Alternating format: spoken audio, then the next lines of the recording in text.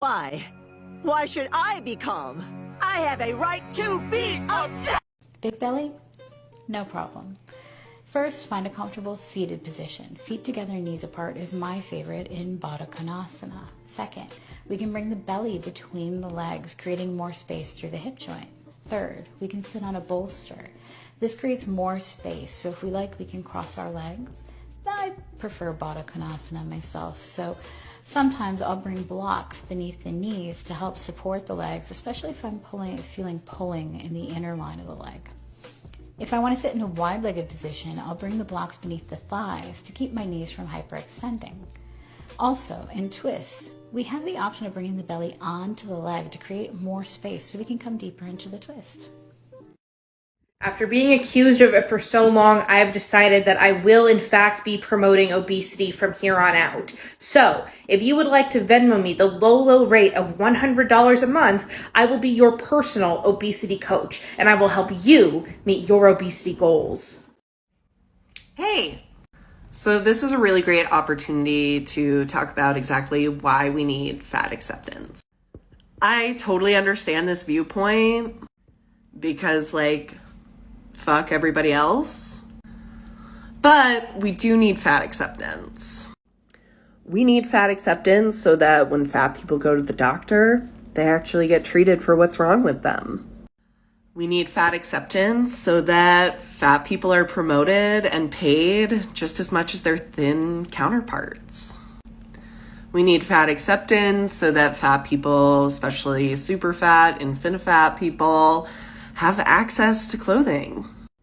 It's really easy to just think about our experience in this world and probably be pissed about it.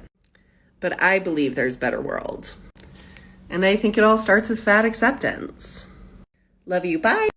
I've talked about this before, but I was a competitive baton twirler, and when I was about 16 years old, we had done it a few times before, but the group that I was with, we were in the Miss America parade, and when they used to have it in Atlantic City, New Jersey, it was the entire length of the boardwalk, which is 4 or 5 miles, and we would perform the entire way, dancing and doing tricks and all these things. So it was a lot of work, and I had recently lost about 50 pounds right before this, and as I'm halfway through performing, I start to get really lightheaded and dizzy and feeling like something is physically wrong. So I alert one of the parents. She takes me to the side. One of the EMTs that was along the side of the boardwalk takes me aside, puts me in the ambulance. They evaluate me. I'm okay. But my coach says, well, that's what you get for being fat. I can do a part 2. Hi, my name is Mara. My pronouns are they, them, and this comment is factually incorrect. So let's talk about the actual numbers. Right now, people who are fat phobic justify that fat phobia by using one thing: our health. They're just worried about our health because we're going to die, apparently before the age of 50. So assuming that life expectancy wasn't really an issue, what would they have left to justify their hate? So I'm sure that we're all aware that lots of things can affect life expectancy. For example, short people don't live as long as tall people. People who have a longer commute don't live as long as people who work from home. People who own dogs live longer than people who don't. So right now the assumption is that even though there are a lot of controllable factors that can influence one's life expectancy and health, fatness is a big one. It has such a large effect that it specifically needs to be addressed.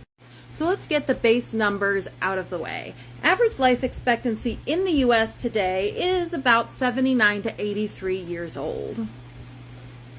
I'm going to use medical slurs here because it's statistics. So obese people, so people like me, live to about 78 years old. People who are in the overweight category live to about 82 years old. And thin people live to about 81 years old. That's only about 4 years, folks. My question is, if you're truly just concerned about people's health, why are you not addressing actual real health concerns? Emotional strain or chronic stress shortens life by about 3 years. Not only that, it can trigger things like diabetes, because diabetes is a trauma-related issue, high blood pressure, heart attack, stroke. Are fat people under chronic stress? I think so. Then let's also talk about the fact that fat phobia and fat shaming can cause chronic loneliness, which can shorten life expectancy about as much as smoking. A difficult childhood reduces lifespan by about 20 years. This is referencing ACEs scores such as child abuse, child neglect, things like that. If you're concerned with health or life expectancy, treating people well is the best thing you can do. What do you really want to spend your time doing?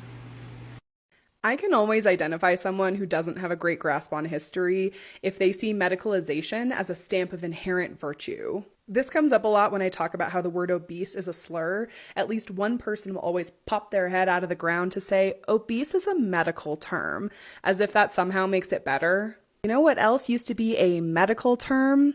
Like a lot of bad shit we don't say anymore, because we realized it was stigmatizing as fuck and it actively harmed people. You can Google them, I'm not going to say them here. Science and language are both constantly evolving and updating. The medical establishment is not exempt from this. If anything, it's actually a particularly strong example of how this happens. We don't need to look too far back into history at all to see how medical terminology and practices change. For example, homosexuality is no longer diagnosed as a mental illness. Female hysteria is not something that's diagnosed anymore. Cocaine and heroin are no longer prescribed as anesthetics or cough suppressants. Lysol cleaning spray is no longer used as a douche. We don't perform ice pick lobotomies anymore. And doctors no longer advocate for the health benefits of smoking cigarettes.